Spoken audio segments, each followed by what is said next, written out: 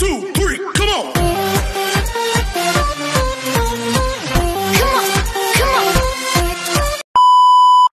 Hello beautiful people! Welcome back to my channel. This is your Mama Sam. Hello mga amigo, amiga, kumare at kumpare. Kamusta kayong lahat? Sana lahat po kayo ay okay at safe ngayong araw na to. At syempre ko ako naman ang tatanungin nyo, nakikita naman ninyo ang beauty ng Mama Sam ninyo. Fresh overload pa rin, di ba? Ganyan talaga kapag umiinom ka ng maraming vitamin C plus kumakain ka ng maraming banana. Dahil sa banana, nakakaloka ang kagandahan ng Mama Sam ninyo. Charot! So, kamusta naman kayong lahat mga amigo, amiga? Sana lahat kayo ay okay na okay ngayong araw ng Tuesday. So, happy Tuesday sa atin lahat ng bonggang-bonggang. Bilis ng araw, no? Today is Tuesday, tomorrow is Wednesday, then ayun.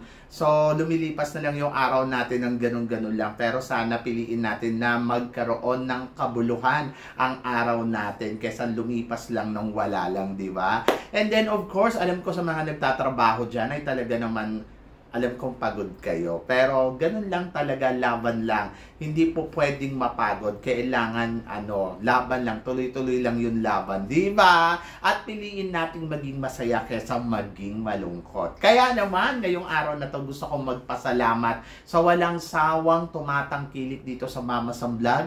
Araw-araw, lagi-lagi na talagang nag-aabang ng mga pachika natin everyday. So maraming salamat. And then, of course, sa mga bago nating subscribers, hello sa inyo lahat. Thank you so much at pinili ninyong mag-subscribe dito syempre sa Mama Sam Vlog. And then, of course, sa mga makasolid na Mama Sam dyan na grabing sumuporta dito. Maraming salamat guys sa inyong lahat. Syempre, meron akong pa-shoutout sa inyo. So, shoutout tayo kay Cesar Anyon Nuevo. Maraming salamat. Ricardo Jr. Quiñosala, Chris Jimenez, Russell 2016, and Games Baluyot, Melinda Martinez, maraming salamat. Beautiful Maris, thank you so much. Si Arlola Lacuesta, andiyan din si Gab, Mrs. Cinco Dantes, Barbet Elizalde, Dave Velasquez, Yaya Muhammad, Mahagony Brown, 5448, maraming salamat.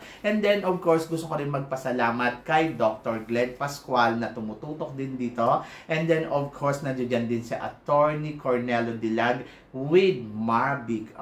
Syempre nandiyan din syempre si Carlo, di ba? Si Carlo at saka si Jervin. Thank you so much. At saka si Madam Henrietta Solidad with Madam Jenalyn Paton. Thank you so much sa inyo sa suporta at pagmamahal na binibigay ninyo dito sa channel ko. At saka syempre kay Edhi, nandiyan din ang nag-iisa ng Diyosa na kagandahan na si Christine Ann Perez. Talagang doon pinauulit-ulit niya daw panoorin yung mga vlogs ko. Thank you so much sa pagmamahal, sa suporta sa inyong lahat. Maraming salamat. Syempre hindi naman ako magiging matatag ng ganito kung hindi rin dahil sa inyo, di ba? Kaya laban yan. Kaya naman ngayong araw na to, marami akong hatid na chika sa inyo ng bonggang-bongga na talaga naman, oh my gosh, magtataas ang kilay ninyo sa mga pag-uusapan natin ngayon.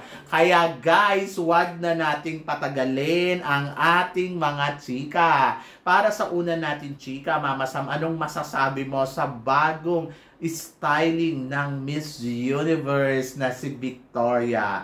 Well, ang masasabi ko, she's a very Victoria. Malapit ko na siyang makita. Makikita ko na siya sa Thursday and then I'm so excited na makamit talaga ng face-to-face itong si Miss Victoria, ang Miss Universe. Syempre para makita ko kung gaano talaga siya kaganda, di ba? For sure, maganda siya at gusto ko yung hair niya. Sobrang bagay niya sa akin tong ganitong hair, di ba? So, yan.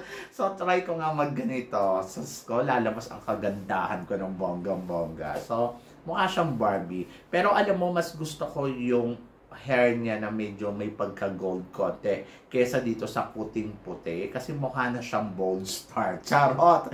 Diyos ko, nakakaloka. Alam naman natin itong si Victoria ay maganda pero ayoko ng niya, ng color ng hair niya kasi nagmumukha siyang yung parang matrona, bold star, ganon.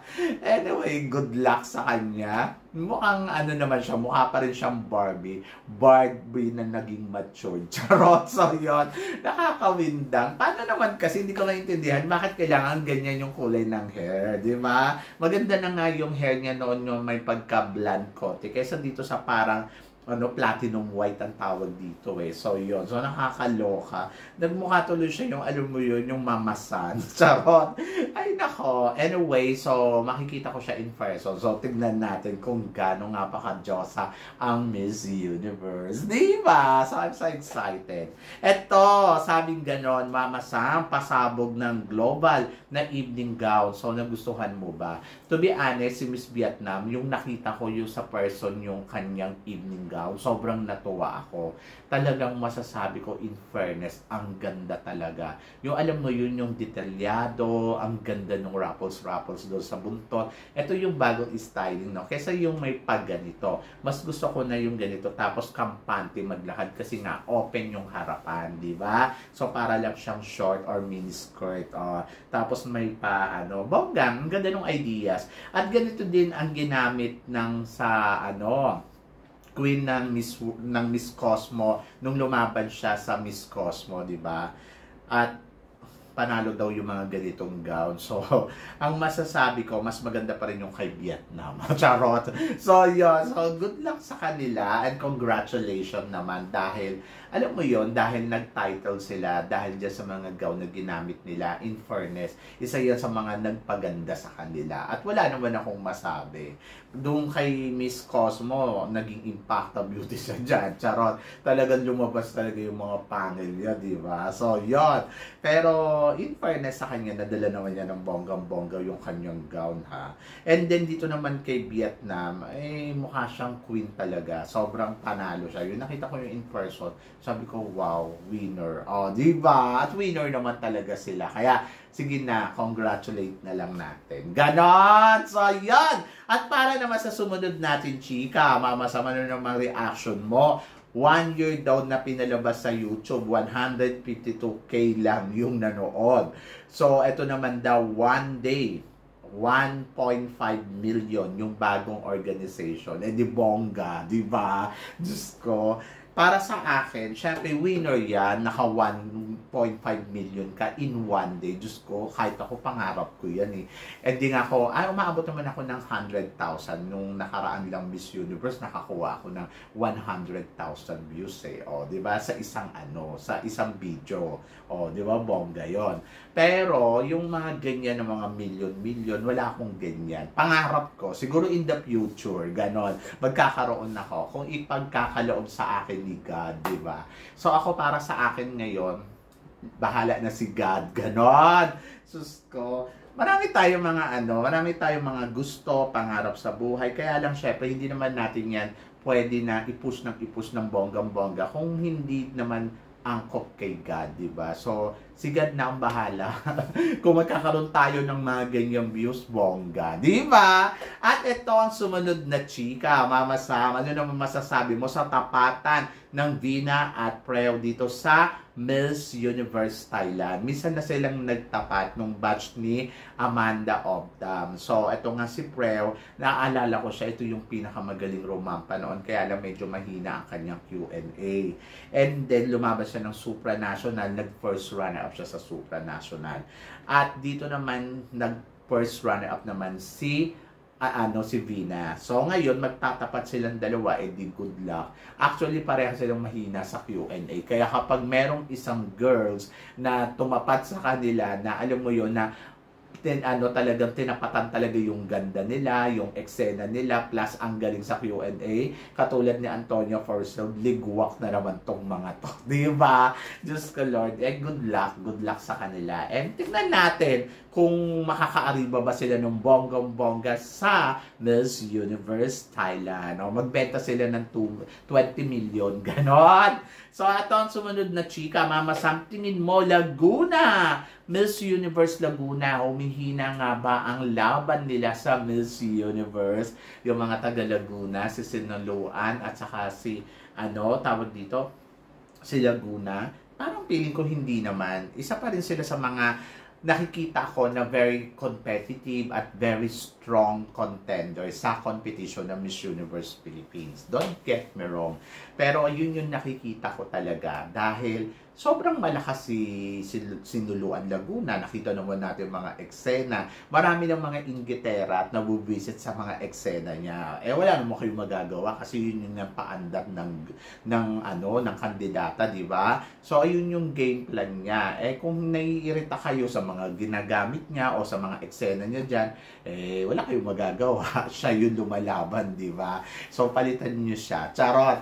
So, ako para sa akin, ako natanggap ko naman na nandito siya sa Miss Universe Philippines. So, ilaban na natin yan. Yana, di ba? Malay mo, mauwi mo ang corona. So, hindi natin alam. Pero nandoon ako sa part pa rin na sana mag-try pa rin siya sa Miss Grand kung sakaling hindi siya hindi to magtagumpay. Oo. So, yon. So, basta laban lang, kaya mo yan. And then, ang para naman sa Miss Laguna na si Eloisa, ay, nako, ang iba yan, Diyos ko naman. Long-legged, beautiful girl. So, may laban pa rin ang Laguna. So, tingnan natin kung ano ang mga paandar nila sa mga susunod. Hindi naman dito natatapos yung laban Nagsisimula pa lang sila papunta sa exciting moment. Diba? So, enjoy lang nila yan. Oo. At para naman sa sumunod na chika, Miss Grand. So, search on na, Mama Sam. So, tingin mo, si Michelle D ay mag-join kaya? So, abangan na lang ninyo. Marami din nagtatanong sa akin talaga, Mama Sam, sasali ba si Michelle D talaga sa Miss Grand? Ewan ko, hindi ko alam. Depende sa kanya. So, ako kasi para sa akin, Miss World Philippines na siya. Pagkatapos, Miss Universe Philippines na siya. Tapos, magmi-Miss Grand pa siya. Hindi ba parang over and over and over na siya? Charot. So, kung magmi-Miss Grand siya, why not? Ayan, search is on. So, tingnan natin kung mag-a-apply siya, kung magpapasa siya ng application. So, abangan natin yan. But we are excited, syempre, sa magiging eksena niya, sa magiging ganap niya. So, laban lang, Philippines. Di ba? So, malay niyo mag-join si Michelle D, di ansaya, di ba? So, yan. Good luck! So, yon. So, abangan natin yan. At ito ang sumunod na chika. Mama Sam, ano naman ang masasabi mo sa eksena ni Taguig? So, feeling mo ba makakasungkit siya ng corona? At maraming nga nagsasabi na pwede daw siya sa Miss Supranational. Anong chika mo dito? Well, nakita ko na rin yan na ganyan nga yung eksena niya. Sa totoo lang, kung beauty ang pag-uusapan, ay maganda naman talaga itong si Katrina Ligado, di ba? So, nakita naman natin na talaga naman laban na laban ang ate mo at yung timpla niya talaga ay pang-Miss Supranational. So, yon. So, ako, para sa akin, pwede ha. Dahil nakita naman natin na talaga namang umaariba talaga siya. Di ba? Yung evening gown niya, hindi, nakalimutan ko siya ilagay sa top 10 ko. Nawindang ako. Tapos natapos ko na yung kasi sa school kasi ako gumawa ng vlog. So, sabi ko, hala, naloka ako, wala si Katrina Ligado. Pero in fairness kay Katrina Ligado at sa team niya, isa siya sa mga talagang pasabog talaga. And very supranational ang dating. So, tingnan natin kung siya nga ba ang makakasungkit ng Miss Supranational. Di ba? So, I'm so excited. Why not? Di ba? Bukod dun sa na siya, ay talagang pasabog. Ang beauty ng Katrina Ligado. Di ba? Aayawan mo pa ba yan? No. So, para sa sumunod natin, chika, Mama Sam, at sa manalo na kaya ang susunod na Catriona Gray? Ang sagot ko dyan, yes. Yes na yes. Alam nyo kung bakit?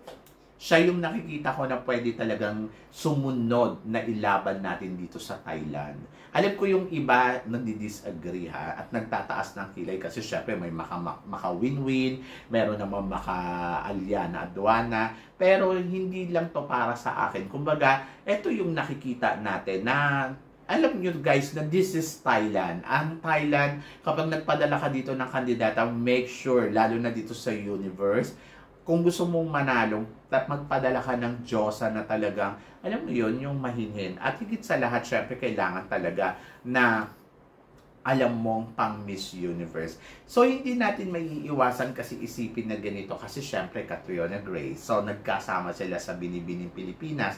Si Atisa ang kanyang Miss International and then Catriona Gray lumaban dito sa Miss Universe. And then, ayun, yung parang kumbaga susundan niya yung yapak. So, nakikita naman natin na ganun nga yun nangyayari at in fairness kay Atisa, Diyos ko, nakita ninyo yung nilabas niyo yung evening gown na video. Grabe ang lolo mo. Ang ganda. Ewan ko na lang kung di kayo nagandahan. Yes, yung iba nakukulangan, pero ako para sa akin, tamang timpla, tamang laban, as inconsistent winner. Diba? So, abangan natin kasi iba ang lakas nung niya, yung kumbaga parang ito yung revenge niya talaga. Oo. Kaya yung iba talagang ginagalingan na nila. Talagang kita mo si Winwin ha. Talagang hinahataw niya Kasi hindi siya pwede magpa-easy-easy. Matatabunan siya. At aware siya na matindi ang laban ng isang Atisa Manalo. Kaya ayun yun. Charot. Pero syempre, tingnan natin. Hindi rin naman natin sigurado, di ba? Kasi laro to ng mga kandidata at nakikita naman natin na talagang umaariba sila ng todo-todo. Kaya good luck, di ba? So, yun yung abangan natin kung sino nga ba ang makakasungkit ng corona. Kung ito ba ay si Atisa Manalo talaga, yan ang atabayanan mo very soon. So, yan! Kayo guys, ano guys ang masasabi ninyo dito sa mga pinag-uusapan natin ngayon? So, please comment below para at least malaman ko naman kung ano naman ang chika mo sa mga tinatalakay natin. Oh my God! So, maraming salamat po sa inyong lahat. Sa mga hindi pa nakaka-subscribe dyan, ano pang hinihintay ninyo? Please don't forget to click like and subscribe my channel at i-click nyo na rin po ang notification bell para more updated kayo. Siyempre, sa aking mga chika. Sabi nga ganon, always keep smiling and always think positive. Walang imposible guys, magtiwala lang tayo sa itaas. Kaya guys, hanggang dito na lang. Hanggang sa muli nating chikahan. See you tomorrow. Thank you guys.